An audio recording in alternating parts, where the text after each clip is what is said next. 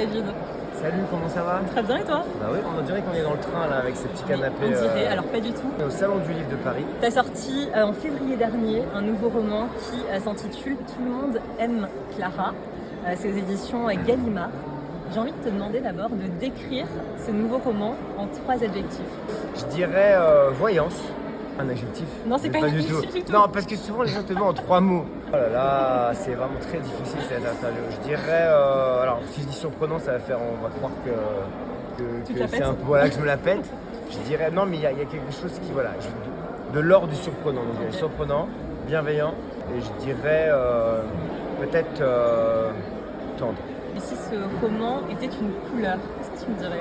J'adore le violet, tu vois, comme tes ongles. Le violet, pour moi, c'est la couleur de la mélancolie. Alors en même temps, je pourrais dire, parce que c'est vrai que tu mettras en incrustation, là, dont on est le bandeau du livre, qui a une couleur très belle, qui est rose pâle. Exactement. Voilà. Et il y a quelque chose de cet ordre-là, il y a quelque chose d'assez doux.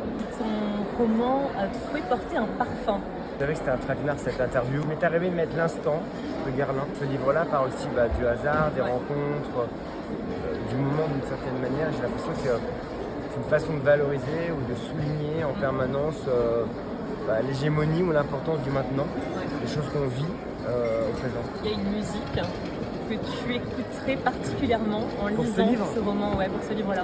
Plus souvent, mes livres ont une tonalité musicale. Et là, c'est vrai qu'il y a une scène très importante dans le livre autour d'un concert de Björk. Donc je dirais Björk, il y a une petite tonalité de Björk aussi par rapport à ce qui se passe dans l'histoire.